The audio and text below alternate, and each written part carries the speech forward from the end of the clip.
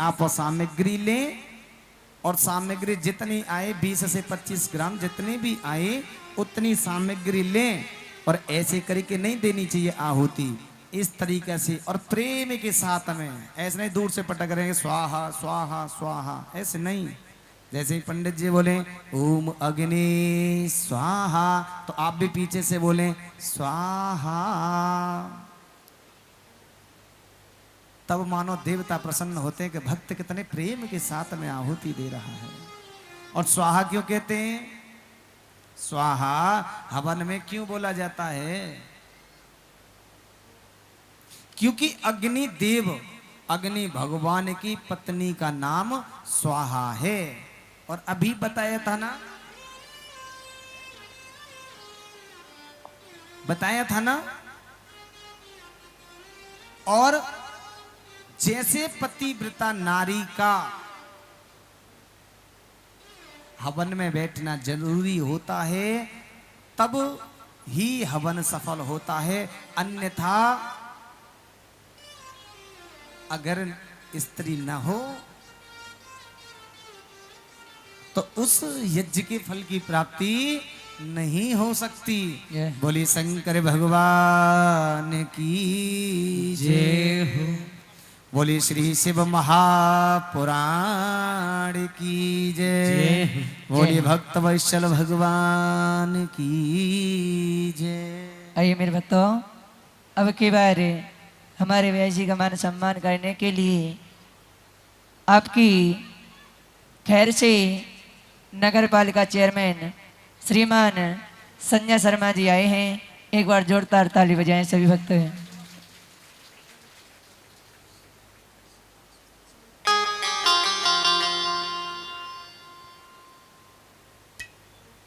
अरे हमारे चेयरमैन साहब जी सबसे पहले हमारे व्यास जी महाराज का पटका अर्पण कर उनका मान सम्मान कर रहे हैं।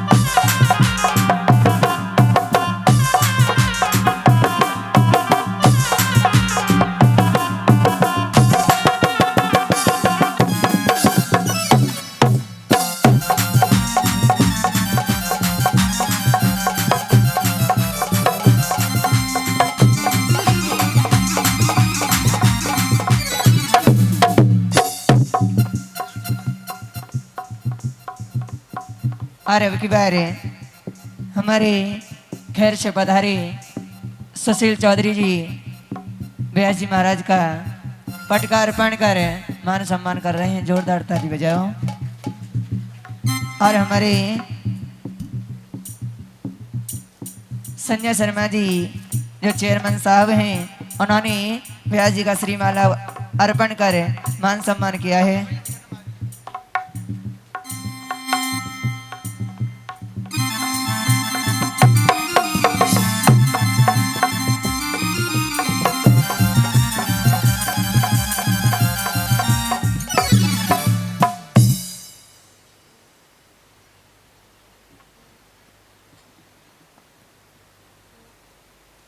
भोलेनाथ की जय जयकार करते हुए सावन के महीने में, इस पावन महीने में जो यहाँ व्यास जी के द्वारा शिव कथा कही जा रही है, आप सभी लोग जो जितने भी यहाँ प्रांगण में भक्त लोग जो बैठे हुए हैं इस कथा का श्रवण कर रहे हैं, मैं आपके चरणों में मैं संजय शर्मा दंडवत करता हूँ, सभी को प्रणाम करता हूँ, सभी को नमस्कार करता हूँ।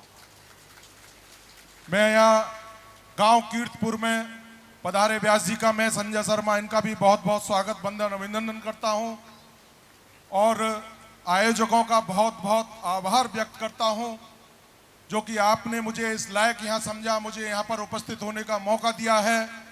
इस सावन के पावन महीने में आपने मुझे यहां पर बुलाकर कृतार्थ किया है, मैं आपका बहुत बहुत आभारी हूं।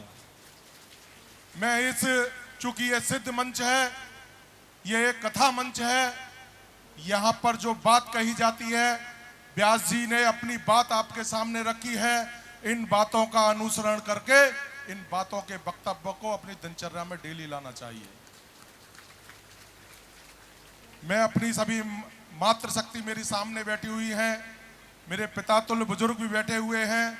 मैं सबके सामने बस यही कहना चाहता हूं, मैं संजय शर्मा यहाँ बेटे की हैसियत से आपके समक्ष उपस्थित हुआ हूं और आने वाले समय में भी मैं आपकी सेवा के लिए तत्पर तैयार रहूंगा। आपका खैर नगर पालिका से कोई भी काम अगर पड़ता है तो आप बेझिझक अपने बेटे के पास उस कार्य कराने के लिए अवश्य पहुंचे। आपका बेटा 24 घंटे 12 महीने आपकी सेवा में हमेशा तैयार रहेगा। ये नहीं है कि आपने खैर की सेवा के लिए भेजा है और मैं आपसे ये कह दूं कि मैं आप गांव कीर्तपुर से हूं, मैं आपकी सेवा नहीं कर सकता हूं क्योंकि मुझ पर खैर की जिम्मेदारी है। मैं बहुत सौभाग्यशाली रहूंगा अगर आप मेरे पास अगर किसी काम के लिए भी आते हैं और अगर मैं उस काम को आपके को पूर्ण कराऊंगा तो मैं अपने आप को बहुत बड़ा सौभाग्यशाली समझूंगा। मैं एक बार सभी अपने पिता तुल्यों के चरणों में अपनी समस्त अपनी मातृ बहन मेरी बहनें बैठी हुई हैं सभी के समस्त चरणों में नमन करते हुए अपनी वाणी को विराम देने से पहले व्यास जी को मैं खैर आने का न्योता देता हूं, नगर पालिका में आने का न्योता देता हूं। आप सभी अपने उपस्थित यहाँ मंचासीन जितने भी हैं सबको लेकर एक बार नगर पालिका में जरूर पधारें। मैं आपका वहाँ पर इंतजार करूँगा और इसी के साथ मैं अपनी वाणी को विराम देता हूँ। भोलेनाथ की जय जयकार करता हूँ। बोले शंकर भगवान की जय हो। भोलेनाथ से भी अरदास है कि इसी प्रकार माननीय संजय शर्मा जी को समाज सेवा में, धर्मार्थ के कार्यों में और इनके जब कभी भी हाथ उठें तो समाज सेवा के लिए उठें और धर्मार्थ के कार्य के लिए उठे और भोलेनाथ की कृपा इसी तरीके से संजय शर्मा जी पर बरसती रहे। बोले शंकर भगवान की जय हो।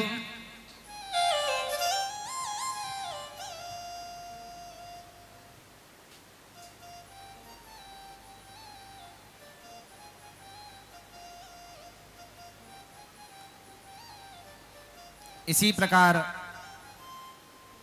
अग्नि का जो मुख है के द्वारा ही देवताओं को भोग लगता है, ऐसे ही अग्नि ने कपोत का रूप धारण करके शिव के तेज को ग्रहण कर लिया था, लेकिन उस तेज को ग्रहण करने के कारण सभी के सभी देवता गर्भयुक्त हो गए।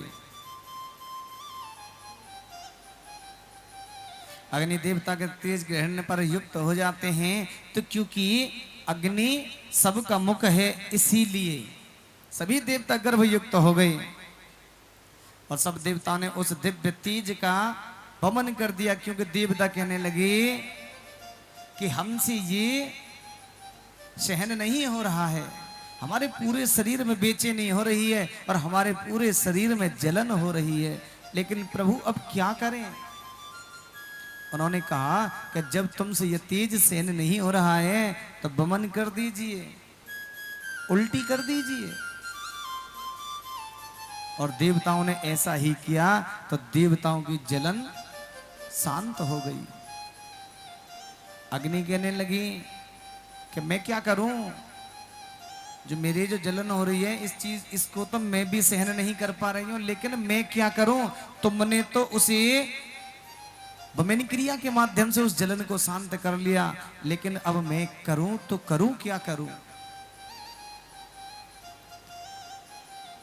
शिव जी कहने लगे कि सुनो, तुम्हारे लिए उपाय यह है कि अगर किसी सुलक्षणा स्त्री में अगर आप इस तेज को स्थापित कर दोगी तो तुम्हारी जलन शांत हो जाएगी।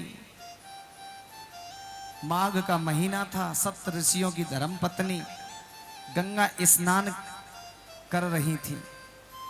अचानक उन्हें अग्नि दिखाई पड़ी और जब उन्हें अचानक अग्नि दिखाई पड़ी तो वो स्त्रियां ठंड से कांप रही थी और सभी कहने लगी कि देखो, जहां जो अग्नि प्रज्वलित हो रही है, हमें अग्नि के पास में जाकर के हमें अपनी ठंड को शांत कर लेना चाहिए। अब सभी के सभी ऋषियों की धर्मपत्नी अग्नि के पास में पहुंच जाती हैं, लेकिन अरुंधति नहीं गई। और जब जैसे ही वो अग्नि के पास में सभी ऋषियों की पत्नी पहुंची, तो उसी में ही अग्नि ने ऋषि पत्नियों के शरीर में प्रविष्ट कर दिया, उस तेज को प्रविष्ट कर दिया, और लेकिन स्वयं ताप मुक्त हो गई। और जब उन्होंने देखा तो ऋषियों की धर्मपत्नी गर्भवती हो गई। और जब स्नान करके जब वापस आई, तो ऋषियों ने जब उनके बड़े ही उदर को देखा, तो वो कहने लगे कि अरे ये हमारी धर्मपत्नी कैसे गर्भवती हो गई, जाओ हम इनका त्याग करते हैं। अब वो कहने लगी उन्होंने कि स्वामी, हम तो गंगा स्नान करने के लिए गई थी, लेकिन हमें बहुत जोरों से ठंड लग रही थी। ठंड से हमारा शरीर कप कपा रहा था, और जैसे ही हमने सामने दृष्टि से देखा तो हमें अग्नि प्रज्वलित दिखाई दी, और हम तो अपनी ठंड को भगाने के लिए उस अग्नि के पास में गए हुए थे।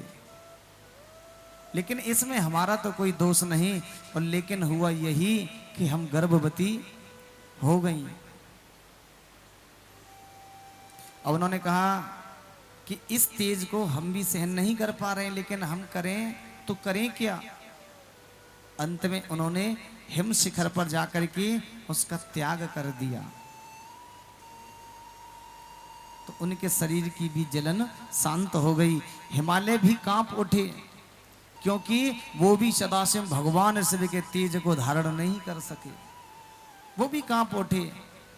तो उन्होंने वो भी कहने लगे कि भाई अब इस जलन को हम भी सहन नहीं कर सकते, तो उस तेज को धारण नहीं कर पाए, तो उन्होंने उस तेज को गंगा जी में विसर्जित कर दिया। अब गंगा जी में जब विसर्जित कर दिया, तो जब जैसे ही शिव का तेज गंगा जी में पहुंच जाता है, तो गंगा मैया भी बेचैन हो जाती हैं। अब गंगा मैया भी बेचैन हो गई, तो उन्होंने सरकंडों के समूह में उस तेज को स्थापित कर दिया। जब जैसे ही सरकंडों के समूह में उस तेज को स्थापित किया, तो उसमें से एक इतना सुंदर बालक परिणित हो गया। शुक्ल पक्ष की छठवीं तिथि थी,